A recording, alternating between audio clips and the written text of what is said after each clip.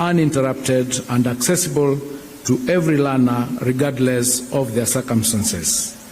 I'm deeply encouraged by the level of global representation in this room today, and I affirm the Ministry of Education's strong support towards advancing this vital agenda.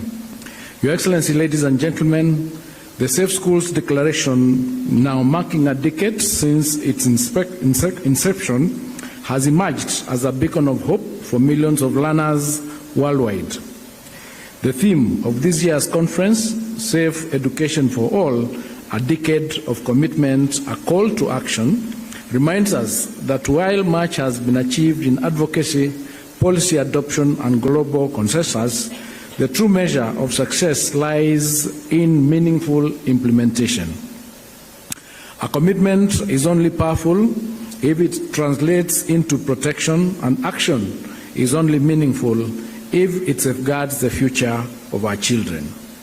In Kenya, we are working tirelessly to integrate the principles of the Safe Schools Declaration across our education and security frameworks.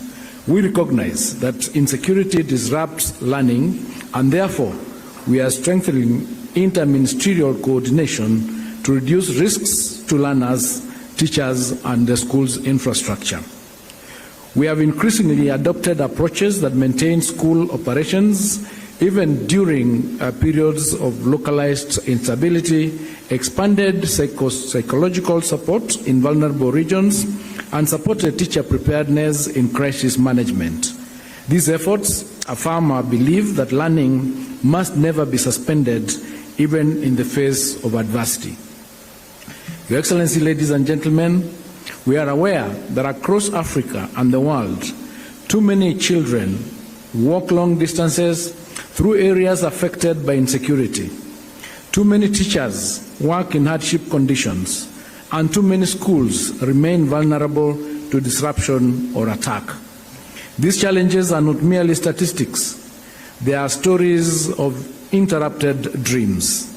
That's why this conference must be action-driven.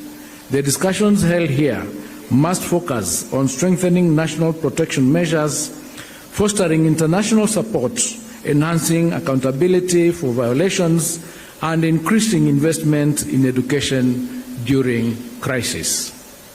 Let us take advantage of this moment to ensure that the next decade of the Safe Schools Declaration transitions from advocacy to implementation and from pledges to measurable outcomes.